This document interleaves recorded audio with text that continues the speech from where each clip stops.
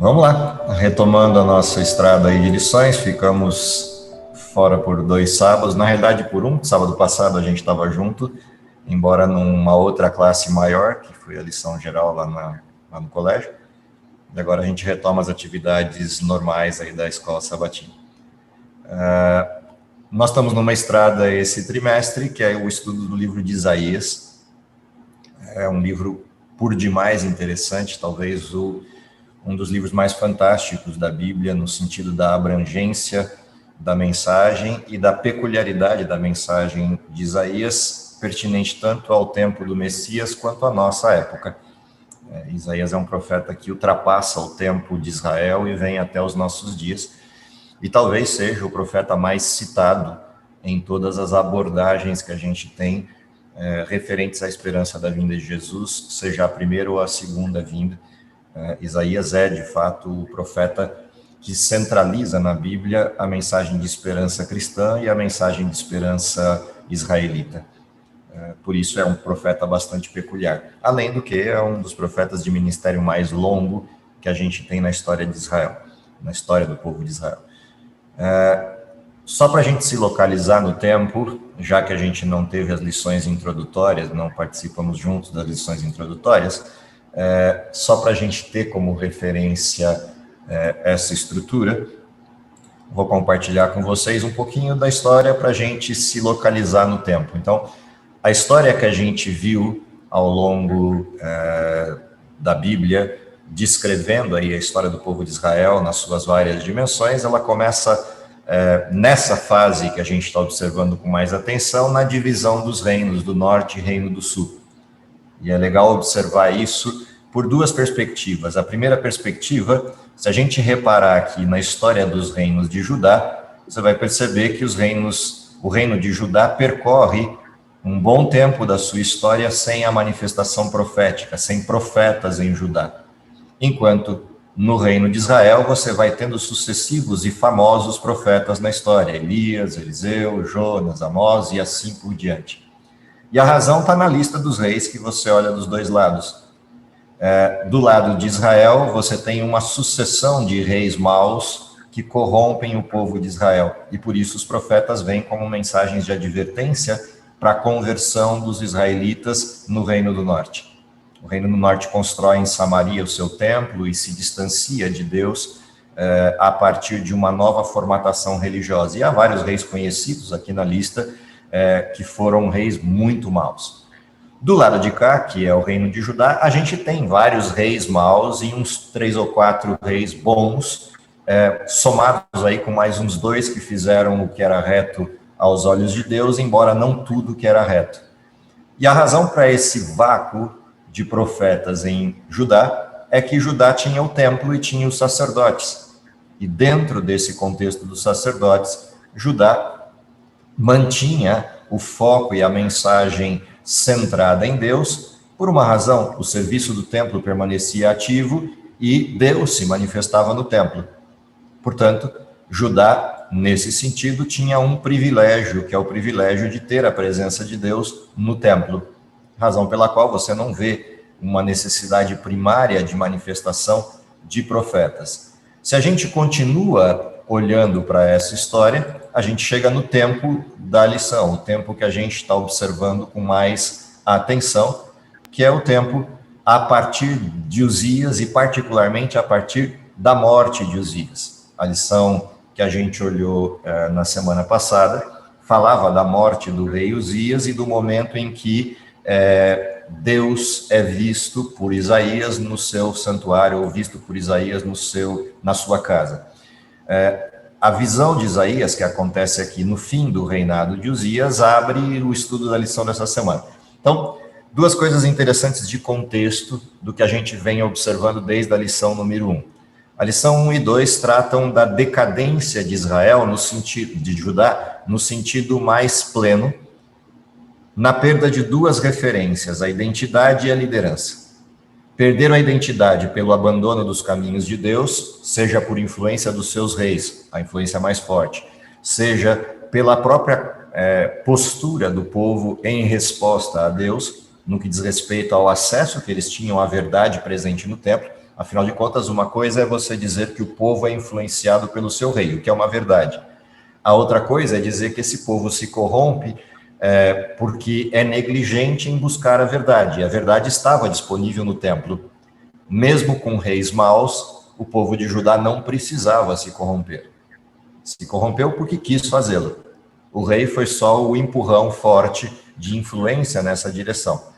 De qualquer maneira, o fato é que Judá entra em colapso identitário, eles perdem a referência de quem eles são e entra em colapso de liderança, seja pela decadência dos seus reis, seja pela morte do rei Uzias, num contexto bastante peculiar, que é o contexto de Uzias usurpar a atividade do templo para si, ou buscar ser, entre aspas, alguém idêntico com o sacerdote, e, em segundo lugar, pelo resultado que isso produziu na vida dele, que é a aquisição de lepra e a morte num contexto de decadência.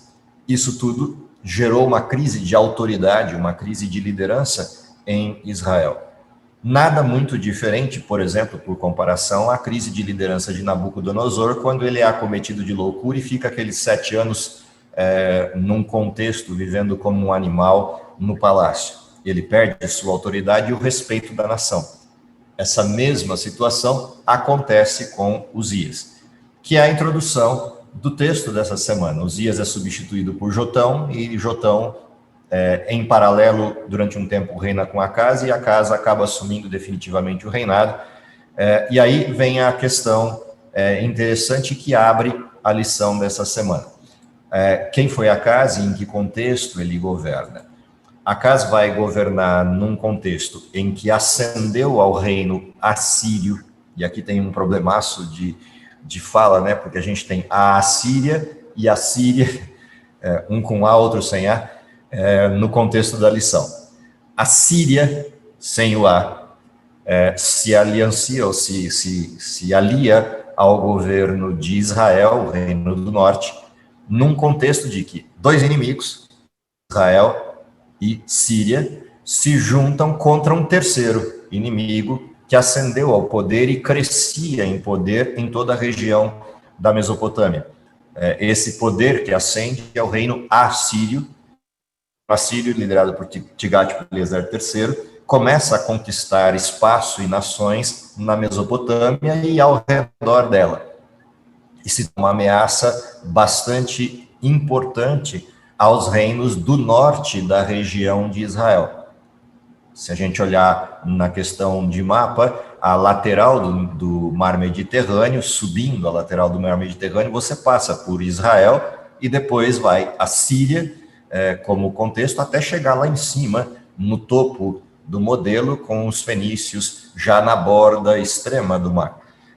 Toda essa área estava sob ameaça do rei da Assíria. Da Assíria, ali próximo à região do rio Tigre e do Eufrates, entre os dois rios, começava as suas incursões nessa ala norte do Mediterrâneo. E dali seria uma questão de tempo, conquistando toda a estrutura territorial das bordas do Mediterrâneo e assumindo essa região num contexto de supremacia. A razão para essa invasão ela é estratégica, porque o Mar Mediterrâneo, nesse dorso lateral do Mar Mediterrâneo, você tem o que seria chamado na época de encruzilhada das nações. Todos os povos, se a gente olhar a Europa, ao norte do Mediterrâneo, o Egito ao sul, o Oriente, da Pérsia para lá, no lado oposto ao mar. O Mar Mediterrâneo ficava no centro disso. A região da borda do Mediterrâneo fica no centro disso, ou seja, qualquer nação para transitar entre os percursos internacionais teria que passar por aquela região. Portanto, é uma região estratégica. Assumir o controle daquela região é uma situação estratégica. Não à toa, Deus coloca o povo de Israel exatamente ali. Todas as nações do mundo da época teriam que passar por Israel para ir para qualquer lugar. Ou teriam que dar uma baita volta pelo mar, o que para aquela época era bastante dificultoso. Ou seja, era muito mais fácil o caminho terrestre, só que o caminho terrestre implicava em passar por Israel. E aí eles teriam a chance de conhecer a verdade a respeito de Deus, passarem por aquele território. E mais do que isso, veriam a prosperidade do povo de Israel quando cruzassem por ali. E isso chamaria a atenção das nações com uma pergunta, que é a pergunta: como vocês conseguem esse sucesso? E é interessante que, quando você observa essa questão, Israel seria chamado a mostrar a essas nações, em primeiro lugar, quem era o seu rei, no caso Deus, e quem governava e de onde governava Israel, Deus no seu templo. Ao contrário disso, e aí respondendo a pergunta que está ali no chat, como se dá a divisão do povo de Israel? A divisão do povo de Israel é uma sucessão de erros. O principal desses erros foram as alianças feitas por Salomão com outros reinos, e Salomão, em lugar de mostrar Deus como soberano, mostra o poder de Israel e a riqueza de Israel como elementos centrais. E nesse contexto ele atrai a atenção dos outros povos, não a Deus, mas a atenção dos outros povos ao contexto da riqueza de Israel. Essa situação provoca, no ambiente externo, situações de ameaça e conflito que resultam em aliança. Essas alianças, por sua vez, trazem para dentro de Israel o paganismo. E aí eu estou falando de Israel, o reino por inteiro, sem a divisão. O resultado, esse paganismo leva à decadência moral, tanto de Salomão quanto do seu entorno, o povo de Israel. O resultado disso na sequência da história de Salomão e das suas estruturas de sucessão, o que a gente percebe é um conflito interno palaciano que gera uma guerra sobre a soberania do povo de Israel. Isso gera um conflito interno de cisão entre tribos do norte e tribos do sul. Tudo isso é resultado da decadência moral e espiritual no tempo de Salomão. Ou seja, o que Salomão fez de errado resultou na cisão do povo de Israel, na decadência moral e religiosa do povo de Israel, que produz essa repartição. O reino do norte, por não ter o templo e não ser reconhecido por, entre aspas, reconhecido por Deus no contexto dessa cisão, ele acaba gerando toda uma sequência de reis corruptos e de decadência moral. Essa é a situação que envolve a divisão dos reinos. E é esse o contexto do ministério de Isaías. Ele vem dentro de um período em que a mesma decadência moral assola o reino do sul, e mais do que isso, a ameaça externa, tanto do reino do norte, quanto dos seus aliados, quanto de outros povos, passa a ser um problema para o reino do sul. Lembrando que se o reino do sul ainda se mantém nos caminhos de Deus, é neste reino do sul que se manifestará o Messias. E, portanto, há algo de importante no ministério de Isaías, no preparativo para a chegada do Messias. Em que tipo de terra o Messias iria chegar? Numa terra desolada, invadida por povos externos, uma terra que cedeu ao paganismo, ou iria encontrar um povo fiel, com expectativa do Messias, aguardando ansiosamente a chegada do seu rei, o Messias de Israel? Essa é a situação que o ministério de Isaías traz como opções a Israel, a Judá. No caso, o povo de Israel que sobrou. Quando Isaías apresenta essas duas opções, e esse é um dos complicadores da leitura do livro de Isaías, é que Isaías o tempo inteiro fala de duas possibilidades: de que Judá receba o Messias como seu rei, ou de que Judá perca essa oportunidade e o Messias venha, mas Judá não esteja preparada para recebê-lo. Toda essa abordagem presente no texto de Isaías aparece no conflito com esses reis. Acas assume o reino com alguma coisa em torno de 20 anos de idade, portanto ainda um garoto com inexperiência para assumir um reinado, e ainda dentro de um contexto de decadência, a partir da morte de Uzias e de perda de identidade. O fato é que Acas é influenciado pelo paganismo, e isso já aparece de cara nas suas manifestações pessoais em relação à religiosidade. Imaginar que um rei de Judá, com o templo em Jerusalém, pegue o seu próprio filho e ofereça em sacrifício na forma do paganismo, é, no mínimo, curioso de se imaginar que isso acontecesse em Judá. Isso acontecer em Israel seria natural, mas acontecer em Judá, de que um rei em Judá oferte o seu próprio filho em sacrifício, é algo impensável, mas ocorre. O que mostra que Judá não tinha a melhor possibilidade espiritual e mental para tomar decisões frente a uma ameaça como a de Tiglat-Pileser III, como a ameaça de uma invasão do tamanho dessa. O fato é que a história nos mostra quais foram os passos de Acaz nessa direção. A primeira visão interessante dos passos que Acaz toma nessa abordagem tem a ver, e agora sim, tem a ver, chegando à lição de hoje, com aquilo que abre o nosso estudo. Então, agora sim, que a gente fez a introdução de 2 sábados, título da lição e verso. Vamos à lição de hoje. Quem me ajuda lá? Quando o nosso mundo desmorona. Ok. E o verso? Se vocês não ficarem firmes na fé, com certeza não resistirão. Coisas interessantes nesse verso.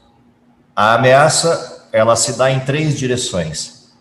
Ela se dá espiritualmente, e ela é uma ameaça crescente em Judá.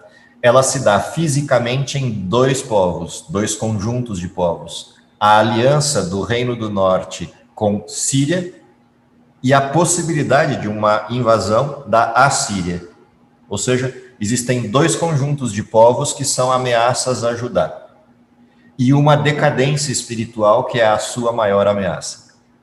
Nesse contexto vem o verso. Se vocês não ficarem firmes na fé, não vão resistir.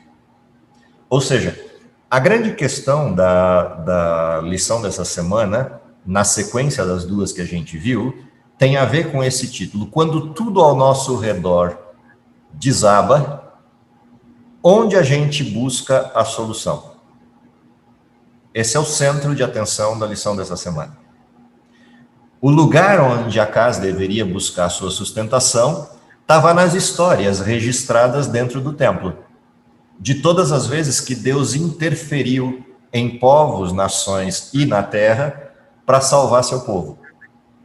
Ou seja, Acaz tinha à sua disposição, nos escritos que estavam no templo, os mesmos que nós temos à disposição hoje, Gênesis, Êxodo, Levíticos, Números e Deuteronômio, principalmente esse conjunto de textos.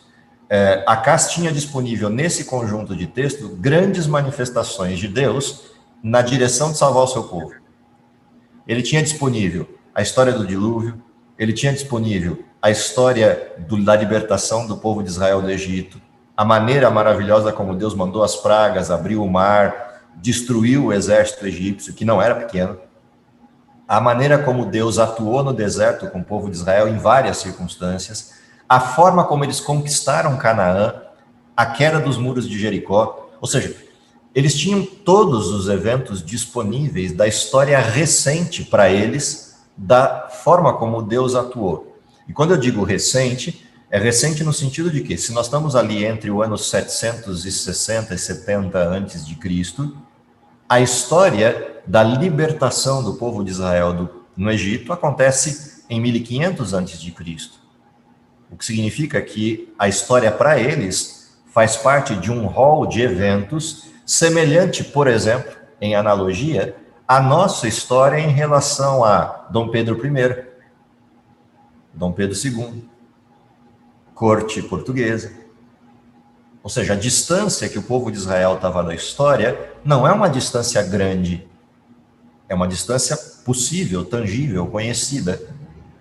Não só Israel conhecia essas histórias, os povos ao redor de Israel também conheciam essas histórias. Em Babilônia, você tinha registros do dilúvio. Na Assíria, você tinha registros da intervenção de Deus, da forma como Deus atuou. Ou seja, se você vai à região norte, região da Fenícia, região dos filisteus, você vai encontrar registros da história para eles, conhecido da batalha com Davi, por exemplo, e da maneira como Davi venceu o gigante Golias. Portanto, não é desconhecido para o povo pagão ao redor de Israel que Deus interferia naquela nação. O curioso é imaginar que quem é dessa nação não se reporte a essas histórias para confiar nesse Deus. E Acaz faz isso. Acaz, em vez de buscar por Deus, ele cria uma estratégia de enfrentamento à Síria. E a forma que ele encontra é buscar ajuda no inimigo do meu inimigo, que é meu amigo. Ele usa desse ditado popular, o inimigo do meu inimigo é meu amigo, e nessa condição ele ancora a sua esperança. Duas coisas aparecem no estudo dessa semana. Uma delas é que ele examina suas fortalezas, suas fortificações, principalmente aquelas que dariam sustentação a Jerusalém por ocasião de uma invasão. Se a gente lembrar, Babilônia fez exatamente isso. Belsazar, quando Babilônia estava cercada pelo exército da Pérsia com a aliança Medo, o que ele faz? Tranca os portões e confia na sustentabilidade de Babilônia. Afinal de contas, o rio passava por dentro da cidade e permitia que a cidade fosse autossuficiente. O que Acaz faz? Acaz não tem a mesma sorte de ter um rio Eufrates cruzando a cidade, mas ele tem a esperança de que aquilo que ele reserva enquanto sustentação vai manter a cidade durante um período mais longo de cerco. E ele vai olhar os reservatórios de água, os dutos que abastecem Jerusalém, para ver se ainda estão intactos e suficientes para um potencial cerco. E a segunda coisa que ele faz, ele manda um suborno, manda um presente ao rei da Assíria, solicitando ajuda com um preço. O preço, ele entrega a autoridade de Judá nas mãos do rei da Assíria. Ou seja, ele faz duas coisas problemáticas. A primeira delas, ele confia na sua capacidade de defesa. E a segunda, ele entrega o reino de Deus nas mãos de um terceiro. Percebe que Judá não foi uma questão de estratégia de guerra, de uma aliança entregue a um terceiro. O que Acaz está entregando é o reino de Deus para um terceiro.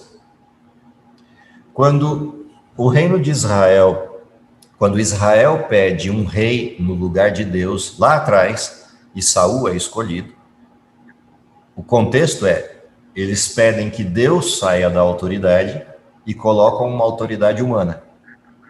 Isso já era por si só problema. O que Acaz está fazendo é pior que isso. Ele não está só tirando Deus de cena, ele está entregando o que Deus formou para o reino da Assíria, dizendo, somos seus servos. É isso que ele está fazendo. Ou seja, ele está dizendo para o rei da Assíria que Deus não é mais o rei de Israel. E que Israel agora é servo, é vassalo da Assíria. Esse é o contexto agora da cena, é isso que está acontecendo nesse momento da história. Okay? Quando ele faz isso, acontecem elementos aí que são preocupantes e que colocam Deus agora em xeque. Deus é colocado no cantinho. E o que Deus faz? Deus vem atrás do rei Acaz. É o segundo estágio do que a gente estudou essa semana. Quando o ser humano se distancia de Deus a ponto de não haver mais acesso possível a ele, Deus entra em cena. Se a gente olhar na história, isso é bastante recorrente na história. A primeira vez em que isso acontece, Deus entra em cena perguntando, Adão, onde estás? Essa foi a primeira vez que o ser humano cinde com Deus e se separa a tal ponto de que não tem mais volta. Deus se adianta no expediente e procura por Adão, no Jardim do Éden. Você vai ver isso acontecendo na sequência da história. Quando Caim mata Abel, Deus se adianta e vai lá e procura por Caim. Quando a humanidade entra numa decadência formal aguda, a ponto de que a verdade vai desaparecer, Deus se adianta na história e chama um profeta, de nome Noé, para advertir ao mundo de que a destruição acontecerá. 120 anos antes da destruição, Deus chama Noé para avisar o mundo de que, se continuarem naquela mesma direção, a destruição virá. Se você olha a história, a decadência do mundo se dá após o dilúvio, a tal ponto de que Deus intervém logo depois do dilúvio. E onde Deus intervém? Na mesma região da onde vem a Assíria. Se a gente observar, é nessa região da Mesopotâmia que se dá a construção da Torre de Babel. É essa região entre o Tigre e o Eufrates, que pega desde a Babilônia ao sul até o norte, lá na Assíria, o Irã e o Iraque de hoje, é ali que Deus intervém. A separação forma uma nova dimensão de povos, e do meio desse paganismo, Deus chama alguém, Abraão, para fazer o quê? Formar dele uma grande nação que avise o mundo que o mundo vai de mal a pior. Essa é a mesma história que se repete com Acaz. Acaz está na iminência de cometer um terrível erro, e Deus vem até ele com Isaías. E aí aparecem as curiosidades que a gente viu no texto do capítulo 7, que é a chegada de Isaías a Acaz com uma mensagem viva. A mensagem viva é um contraste com Acaz. Enquanto Acaz ofertou seu filho em sacrifício, Isaías vem com o seu filho com uma mensagem, a mensagem de que um remanescente vai voltar de Judá. Essa é uma mensagem que aponta lá para o cativeiro babilônico e para o retorno do cativeiro babilônico. Ou seja, se Acaz continuar agindo do jeito que está agindo, Judá vai ser prisioneiro, em primeiro lugar, do poder da Assíria, e em segundo lugar, de uma destruição mais ampla, que é a Babilônia. É a mesma mensagem que a gente vê na parábola da vinha, no capítulo 5, que abriu a lição desse trimestre. Ou seja, Deus cultiva a sua vinha com atenção e dá todo cuidado, mas ela devolve para Deus uvas azedas.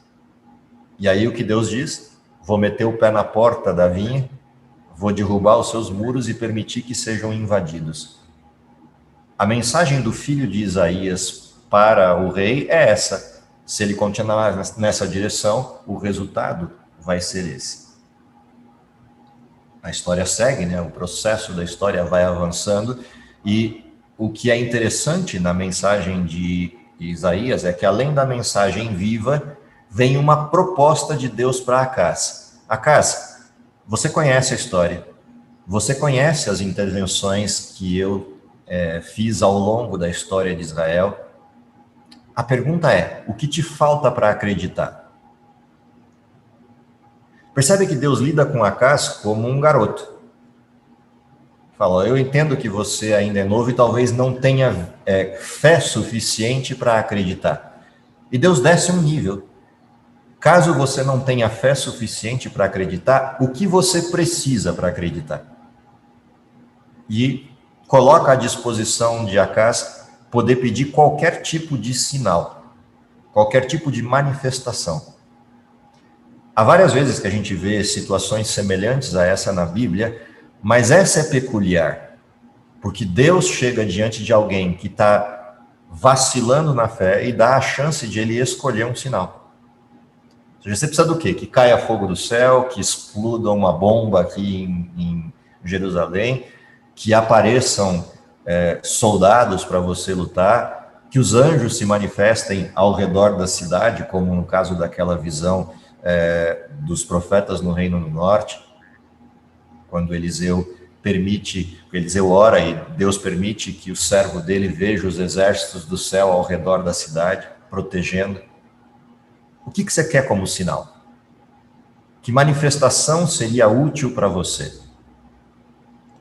Percebe que não é uma coisa pequena que Deus está pedindo.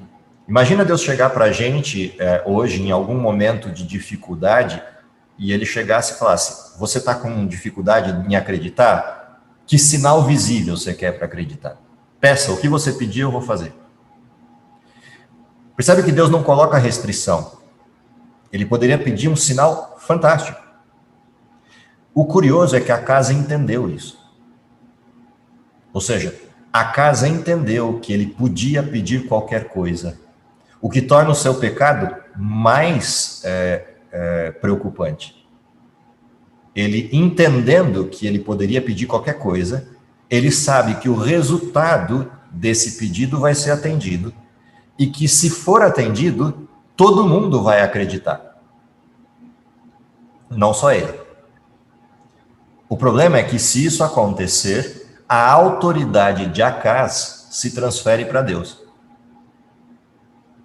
É disso que a gente está falando. O que estava na mão de Acaz era, primeiro, uma questão pessoal de salvação, mas, em segundo lugar, uma questão de humildade de Acaz, de transferir a competência de Acaz para as mãos de Deus. É disso que se tratava. Qual é a situação de Acaz? Ele não abre mão da sua competência nem da sua autoridade e usa de um subterfúgio de resposta que é: não, eu não vou incomodar a Deus com uma coisa tão mesquinha que é pedir um sinal. Essa resposta, que parecia uma resposta de fé, na realidade é uma resposta de arrogância. Ele não quer transferir o seu poder para Deus. Ele quer ter o controle da situação. E ele usa desse controle com uma estratégia de guerra, que é pedir ajuda ao rei da Síria. E com isso, se essa estrutura der certo, o povo vai bater palmas não para Deus, o povo vai bater palmas para Acaz. É disso que se trata a ação de Acaz. E tudo isso insuflado, alimentado, tanto por ele mesmo no seu paganismo, quanto pelos membros da sua corte. Ou seja, a quem Acaz deu ouvidos?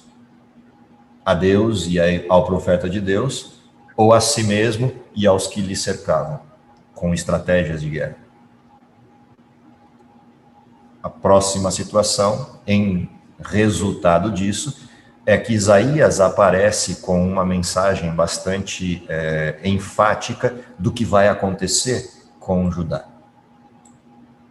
Uma coisa curiosa nessa mensagem, e o texto de Isaías 7 é um texto bastante polemizado no tempo. Muita gente olha para o texto do capítulo 7 como uma aplicação local, mas na realidade o texto do capítulo 7 é a última mensagem possível de esperança. É curioso porque o capítulo 7 é uma mensagem semelhante ao início da história do pecado.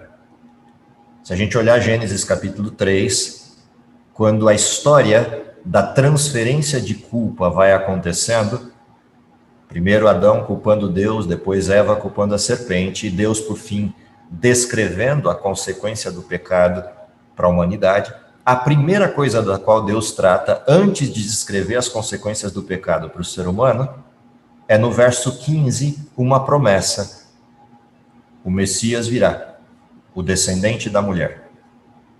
Isaías repete isso. A virgem dará luz a um filho, porá nele o nome de Emanuel. É a mesma mensagem. Antes da descrição da desgraça, vem a promessa. Antes da descrição da consequência do pecado, vem um último apelo. Existe solução, tem saída. E a saída chama-se Deus conosco. Deus é por seu povo. No início da escola sabatina, o Fernando dava as boas-vindas, e dando as boas-vindas, ele esbarrou com um nome que ele não sabia pronunciar. É que, na realidade, o nome que você não sabia pronunciar é um apelido, que agora está substituído pelo nome ali, Josué Carvalho. Mas era Joshua o nome que estava lá. A expressão Joshua lembra exatamente o texto de Isaías 7, porque o nome de Jesus é uma derivação deste nome, é uma variante desse nome. E é interessante pensar nisso, né? Deus é salvação, Deus será salvação, que é a expressão desse nome. Curiosamente, um dos nomes de Emanuel, ou de Cristo, ou do Messias. O que essa mensagem, essa segunda mensagem, traz enquanto referência e promessa para o povo de Israel? Percebe que a primeira promessa a primeira apresentação é uma advertência: viva no filho de Isaías. A segunda é uma proposta: o que você quer para acreditar. A terceira é um último apelo: Um apelo para que ele olhe para o futuro como algo que já é presente. Deus vai ser sua salvação. Deus é sua oportunidade de manutenção. Tudo isso junto na mão de um rei, e o rei desiste de Deus. A grande pergunta é, o que isso tem de prático para nós 2.500 anos à frente, 2.700 anos à frente na história? A gente pode ter um monte de aplicações possíveis para isso. A primeira dessas grandes aplicações é, como é que eu encaro a promessa do Messias? Israel tinha a promessa da vinda do Messias para si. E perdeu isso de cena, perdeu isso de foco, por isso perdeu a fé. Nós temos a mesma promessa disponível aqui. Percebe que essa promessa disponível para a gente é a promessa de que Cristo virá, como Rei dos Reis e Senhor dos Senhores. É a mesma promessa feita a Israel. Se eu perco isso de foco, o que acontece? Quando eu perco de visão a presença do rei, a vinda do rei, a expectativa do rei, eu passo a focar em outras coisas. É a mesma situação, é a mesma mensagem. Isaías 7:9 tem a mesma referência. Se vocês não ficarem firmes na fé, com certeza não vão resistir. Resistir ao quê? Resistir às ameaças externas. Não é resistir às coisas que acontecem externamente.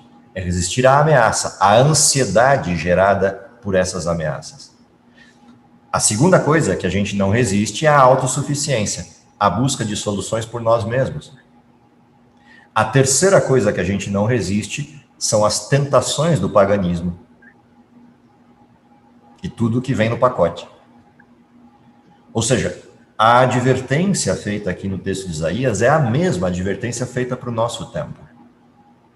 Afinal de contas, o remanescente lá em Isaías também está hoje. A mensagem de Isaías é dupla. Ela vale para o povo de Israel naquele tempo, para o povo de Judá naquele tempo.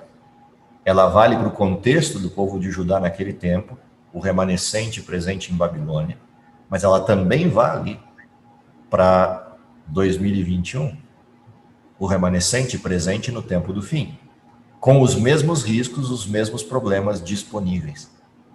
E aí a grande pergunta em tudo isso é, qual é a nossa resposta ao apelo de Deus de o que você precisa para acreditar e em que você está depositando a confiança? O mundo está vivendo um colapso? Sim. Aonde está a nossa confiança? O mundo está vivendo um baita problema? Tá, e esse é só o início de um monte de outros que virão na carona desse. Aonde está o foco? Todas essas questões, elas mostram, primeiro, qual é o tipo de resposta que a gente dá frente a qualquer tipo de ameaça e crise.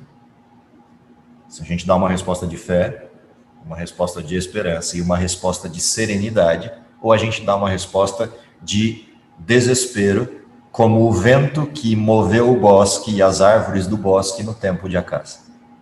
O texto começa dizendo que Acás tremeu na base, de que as pessoas estavam agitadas no seu coração como o vento agita os bosques. Qual é o nosso contexto hoje?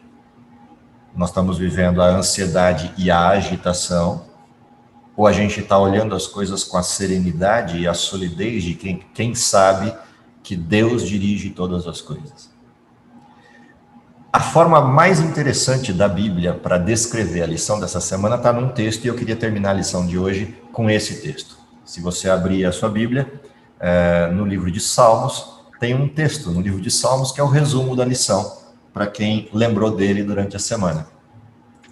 Alguém se arrisca a dizer qual é o texto que descreve essa lição? Senhor é meu pastor. Não, ele é um texto muito bom, mas não é o texto dessa lição. Tem um melhor que ele. É um cântico, é um salmo, mas é melhor do que esse. Salmo 46, abre a sua Bíblia. Ele tem todos os elementos da lição dessa semana. Se você se lembrar do texto, ele tem tudo que a gente estudou essa semana. Posso ler? Abre lá, Salmo 46. Eu queria que ele fosse lido numa versão clássica. E a Petrina, eu acho que não tem uma versão clássica, ela tem uma versão moderna do texto. Se alguém tiver uma edição antiga da Bíblia, revista e corrigida, uma Almeida tradicional na mão, e quiser compartilhar a leitura com a gente, Salmo 46, a gente termina o texto. Senão eu compartilho a leitura daqui. Mas fica, se alguém tiver, compartilha com a gente. Posso ler? Por favor. O meu é. Deus é o nosso refúgio e fortaleza, socorro bem presente nas tribulações. Portanto, não temeremos, ainda que a terra se transtorne e os montes se abalem no seio dos mares, ainda que as águas tumultuem e espumejem, e na sua fúria os montes se estremeçam.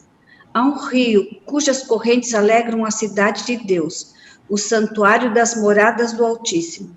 Deus está no meio dela, jamais será abalada. Deus a ajudará desde antemanhã. Bramam nações, reinos se abalam. Ele faz ouvir a sua voz e a terra se dissolve. O Senhor dos exércitos está conosco. O Deus de Jacó é o nosso refúgio. Vinde, contemplai as obras do Senhor, que assolações efetuou na terra. Ele põe termo à guerra até os confins do mundo, quebra o arco e despedaça a lança, queima os carros no fogo. Aquietai-vos e sabei que eu sou Deus. Sou exaltado entre as nações, sou exaltado na terra. O Senhor dos exércitos está conosco. O Deus de Jacó é o nosso refúgio. Vocês conseguem perceber que tudo que a gente viu na lição dessa semana está aí? A primeira parte é um chamado à atenção. Deus é o nosso refúgio. A segunda parte é a descrição do porquê a gente não tem medo.